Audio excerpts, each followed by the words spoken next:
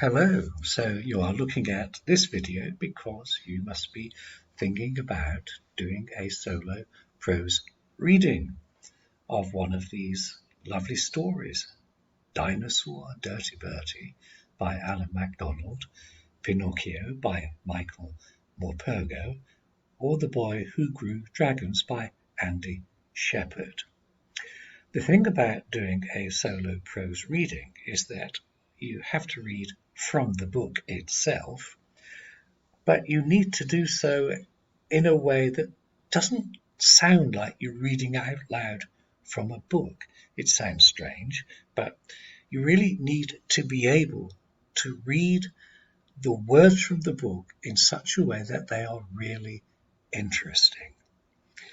Now, some people suggest, and I've seen this on YouTube, that students should use what I call a sing-song voice. Let me give you an example here. Dragons are great, aren't they? There are just so many of them. Please don't use that voice. That sounds really, really bad. But it's just as boring if people speak like this. Dragons are great, aren't they? There are just so many of them. They can be friendly or fierce, mighty and gigantic.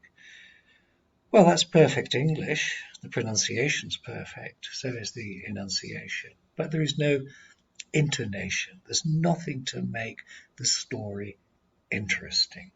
So you are going to be telling people a story, and you are reading it from a book. So make it as interesting as you can. Here is an example. Dragons are great, aren't they?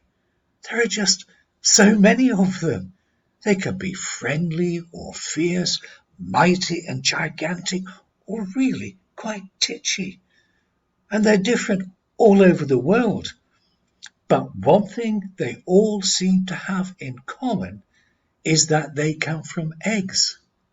Or that's what I thought. Okay, so that just gives you an example. Now, how can I help you? Well, I can help you learn how to speak all the words in really good BBC English. This is, after all, an English speech festival.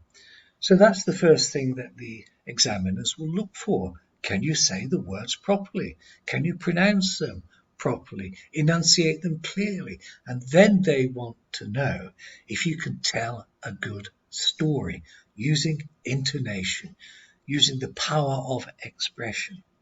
So I can do a second recording where I can read the chosen prose for you in an interesting way.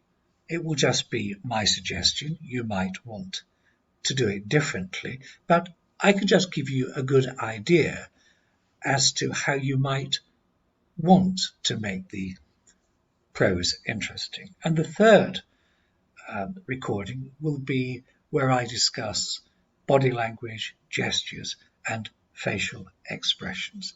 So if you think I could help, well, just write to me, Christopher, at hongkongspeechfestival@gmail.com.